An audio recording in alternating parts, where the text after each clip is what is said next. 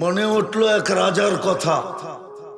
Islamic জগতে, মুসলমান জগতে এক রাজার নাম ছিল ইয়াজিদ বিন মুহাল্লাব, মালিক ইবনে দিনার রহমতুল্লাহ আলাইহির জামানায়।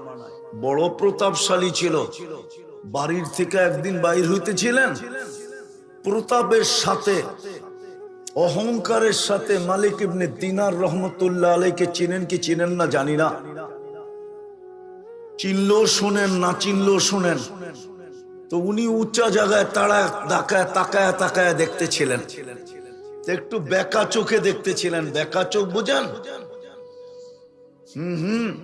তো বাদশার চোখে চোখ পড়ছে। তো ডাইকা জিজ্ঞাসা করছে, তুমি আমাকে চিনো? বলছে, তোর চেয়ে আমি তোকে ভালো চিনি। কিন্তু আগের যুগের লোকেরা প্রতাপশালী ছিল, বেয়াদব ছিল না। এখনকার জমানার মানুষ তো কিছু হইতে দেরি, প্রতাপের সাথে সাথে আদবও থাকে না, আদব বিলুপ্ত হয়ে যায়। তো বাদশাকে জিজ্ঞেস করতেছিল, বাদশাকে বলতেছিল, তোমার চেয়ে আমি তোমাকে ভালো চিনি। তো বাদশা বলছে, এটা কি করে হয়? তুমি আমার চেয়ে আমাকে ভালো চিনো? তো প্রমাণ চাও? বলে বলো। তো বাদশাকে বলতেছিল, আমা কানা আউয়ালুকা নুতফা, তোর শুরুটা একটা বীর্য ছিল না? তো বাদশা বলতেছে, বালা, অবশ্যই ছিল। বলছে, আখেরুকা জিফা, তুই মরে গেলে ফুলন্ত ফাটন্ত দুর্গন্ধময় একটা রাশে রূপান্তরিত হবি। আলাইসা কাযালিক, এরকম কি হবে না? বলছে, অবশ্যই। বলছে, বাইনাহুমা তাহমিলু কাযিরা, এই দুইয়ের মাঝে তুই আর আমি একটা পেশাব আর পায়খানার টুকরি। পেটের ভিতরে কি?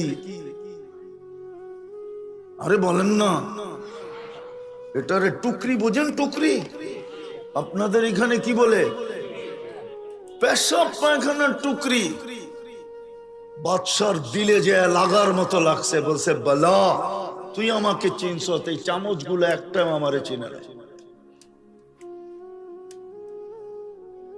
সত্য এটি, সারাদিন বুক করি কাটটা। কতটুকু আল্লাহ বলি, হুকুম কতটুকু মানি। কালকে এই চেহারাটা কি করে দেখাবো? যুগ বিয়োগ কি করে মিলাবো? লাতুসআলুন্না আনিন নাঈম তো সত্য, যুগ বিয়োগ কি দিয়ে মিলাবো বলেন? যুগ বিয়োগ কি করে মিলাবো? কোন পরিচয় দিবেন আপনি? কোন আইডি শো করবেন আপনি? কোন ভিজিটিং কার্ড দেখাবেন? ওইখানে কিচ্ছু চলে না। যদি চলতো তাহলে আবু তালেবের চলতো, কারো না চললেও। আপনি না আবু তালেব চিনেন না, কার সাথে সম্পর্কিত এটাও চিনি না। কার সাথে সম্পর্কিত আবু তালেব?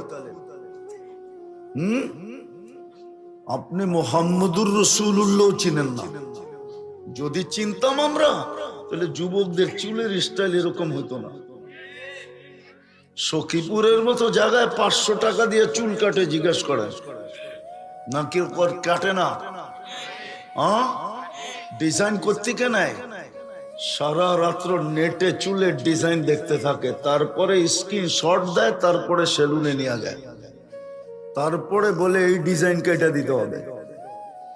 ও যদি মুহাম্মদুর রাসূলুল্লাহ চিনতো, তাহলে ওর চুলের ডিজাইন এরকম হতো না। আপনি আর আমি যদি চিনতাম, তাহলে আমাদের রূপরেখা এরকম হতো না। নারী মা বোনরা যদি চিনতো, তাহলে এইখানে কোনো বেপরদা নারীকে দেখা যেত না। হ্যাঁ হ্যাঁ, ও তো নিজের মা বোন তো নিজের দামই জানে না। বলেন, সোনা দামি না হীরা দামি? হীরা আল্লাহ কোথায় তৈরি করেন? কোথায়? আরে বলেন না, বলেন না। আরে বলতে থাকেন। একজন বলছে ঠিক, কয়লার খনির ভিতরে। কয়লা কিরকম? কয় টাকা দাম? আল্লাহ হীরা তৈরি করেন কার্বনের ভিতরে, কার্বন। মা বোন যে হীরা ও নিজেই তো জানে না। যদি হীরা জানতো যে আমি হীরা, তাহলে ওকেও নিজেকে নিজে কার্বনের ভিতরে রাখতো, কালো বোরকার ভিতরে রাখতো। হীরা সবচেয়ে দামি তো আল্লাহ রাখছে কার্বনের ভিতরে। কোথায়? কালো কয়লা, এটার নামই কার্বন। হ্যাঁ, 60 টাকার জিনিসের ভিতরে ঢুকায় রাখছে। কয়লার কেজি 60 টাকা হবে। জয়া যদি বিশ্বাস না হয় তো এইখানে যদি কোনো ইটের বাটা থাকে জিজ্ঞাসা করেন কয় টাকা করে কয়লা কিনে, নাইলে 100 টাকাই হবে। ওই 100 টাকা দামের কয়লার ভিতরে আল্লাহ রাখছেন হীরাকে। হীরা কার্বনের পদার্থ, ওটার ভিতরে তৈরি করছেন। মা বোন তো নিজেকেই চিনে না।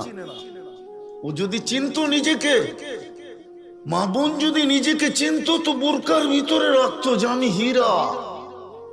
আমাকে জান্নাতের 7 দরজা 8 দরজা ডাকে ডাকে এবং ডাকবে। জান্নাতের আর দরজা প্রত্যেক মা বোনকে ডাকবে যদি সে হীরা বানাইতে পারে। বাস্তবিকই হীরা হয়। মুহাম্মদুর রাসূলুল্লাহকে যদি চিনতো তাহলে মা বোনদের এই অবস্থা হতো না, আমাদের এই চিত্র হতো না, যুবকদের এই স্টাইল হতো না। কিন্তু যুবকদেরকে জিগাই স্টাইল করে লাভটা কি হলো? আজ পর্যন্ত তো 14 তারিখে কোনোদিন সাকসেস হইল না, জুতাই দেখলা খালি। সবার চেহারাই তো বলে জুতা দেখার, জুতা দেখতে দেখতে অভ্যস্ত হয়ে গেছে। আজ পর্যন্ত যে কতবার তোমরা জুতা দেখছো, মনে হয় জুতা বোঝে নাই, ঠিক না? বারবার তাকাইছে আর জুতা খুলে দেখায় দিছে, আর একবার দেখলে সাইজ। এইবার বুঝছো না? এইবারও বোঝো নাই? হ্যাঁ, তাইলে আর এই অবস্থা হতো না তোমাদের। তো যেটা বুঝাইতেছিলাম ওইটাই পরিসমাপ্তি ঘটায়া দেই। ডেলি আল্লাহর ভোগ করি কতটুকু, আল্লাহকে মানি কতটুকু। কালকে কিন্তু হিসাব দিতে হবে। লা ইয়াসাল, পাও হেলাইতে দিবে না। ভাবছি আমরা টেকনোলজি সমৃদ্ধ, আমাদেরকে ধরবে তো ধরবে কি কইরা? আল্লাহ দেখায় দিছে উনদুর ইলাস সামাই ওয়া ইরতিফাইহা। আকাশটা মাঝে মাঝে দেখিস আর উচ্চতা দেখিস। তারাউনাহু বিগাইরি আমাদ, কোথাও খুঁটি রাখি নাই। যদি খুঁটি ছাড়া দাঁড় করাইতে পারি, তোর মতো 3.5 মানুষকে সাইজ করতে কোনো সমস্যা হবে না। এই জন্যই বলছে মাঝে মাঝে আকাশটা দেখিস, একটাও না, সাবা সামাওয়াতিন তিবাকা, একের উপরে এক, 7টা এইভাবে।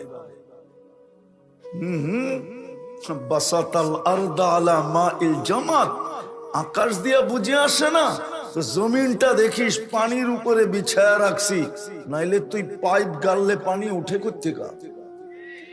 যদি আমি নিচে পানি রাখতাম, তোকে যদি পানির উপরে ভাসমান না রাখতাম তো তুই পানি পাস কোত্থেকা পাতালে?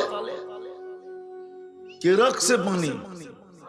হ্যাঁ, আল্লাহ বলে এটাও বুঝে আসে না? উনদুর ইলাল জিবালি ওয়া ইস্তিকরারিহা, পাহাড় দেখ আর দৃঢ়তা দেখ। এটা দিয়েও যদি তোর বিবেকের পর্দা না খোলে তো উনদুর ইলাল বিহারি ওয়া আমওয়াজিহা, সমুদ্র দেখ আর তরঙ্গমালা দেখ। তরঙ্গমালা হতে পারে বিবেকের পর্দা খুলবে।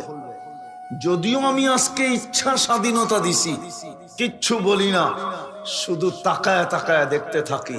হাদিসের শব্দ দিতেছি, নাযিরুন কাইফা তা'মালুন। আল্লাহ বলে তুই করিস কি, আমি দেখতে থাকি। ভাবছিস ফাঁকি দিব? ফাঁকি দিবে তো 3 ধরনের চৌকিদার তোর উপরে বসায়া দিছি। তুই আর কয় ধরনের সিসি ক্যামেরা লাগাইছিস? আল্লাহ বলে 3 ধরনের চৌকিদার তোমার উপরে লাগানো আছে।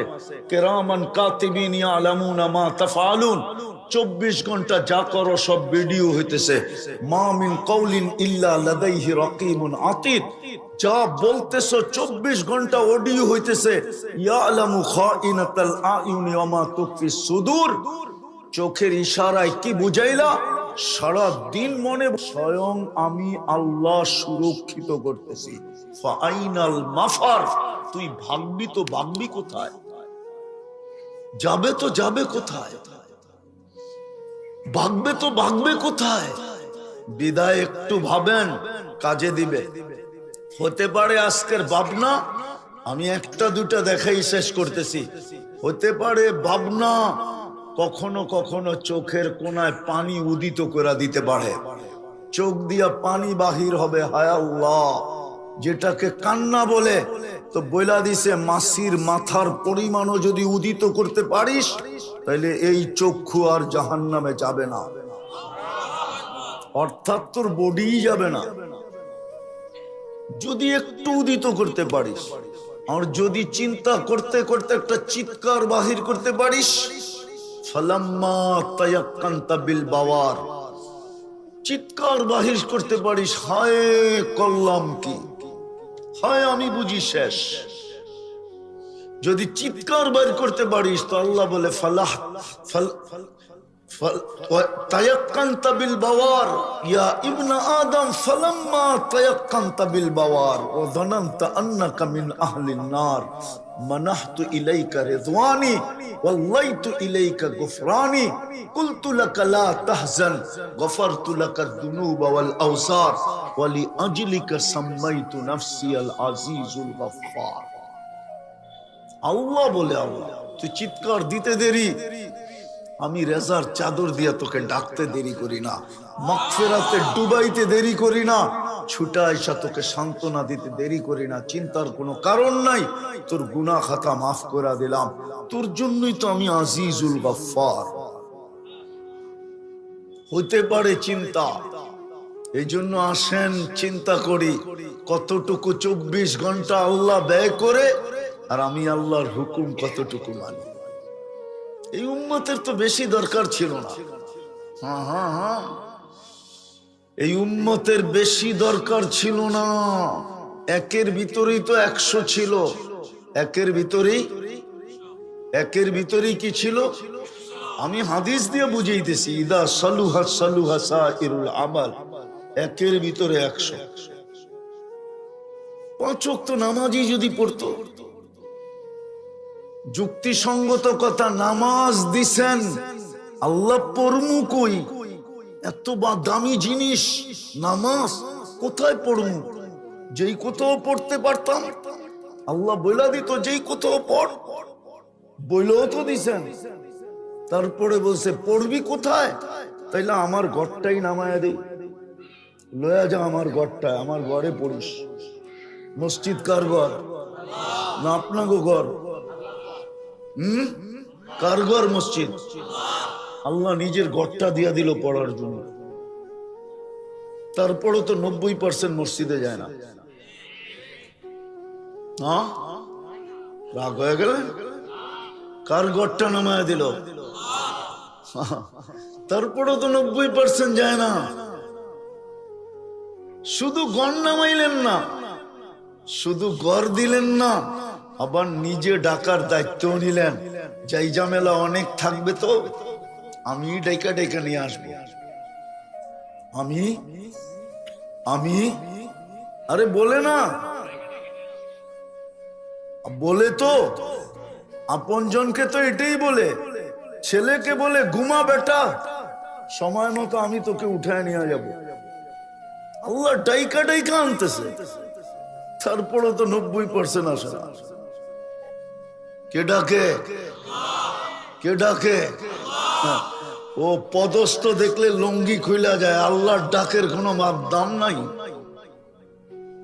আমাদের অবস্থা তো হলো পদস্থ লোক দেখলে লুঙ্গি পর্যন্ত খুইলা যায় পদের ভারে, আর আল্লাহর মতো 99 পদের মালিক ডাকে। তারপরও কানের উপর দিয়া মনে হয় যেন কি বলে, উকুন চললে যতটুকু টের পায় এতটুকু টের পায় না। কানে উকুন চললে যতটুকু টের পায় অতটুকু কারোর শরীরের ভিতরে লাগে না। কে ডাকে?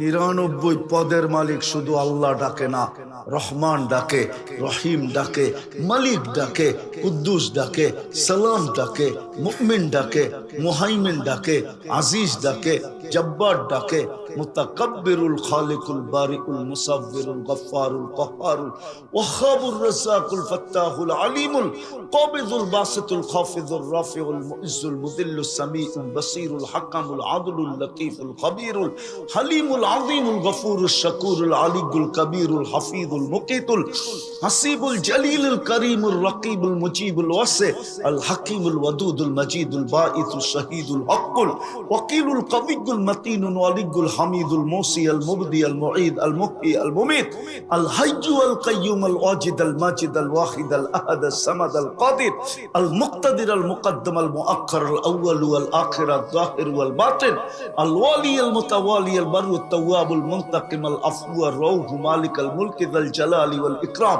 আল মুকসিত ওয়াল জামি ওয়াল গানি ওয়াল মুগনি আল মানি আদ দার আন নাফি আন নূর আল হাদি আল বদি ওয়াল বাকি আল ওয়ারিস ওয়াল রশিদ আস সাবুর জাল্লে জালালু 99 পদের মালিক আল্লাহ।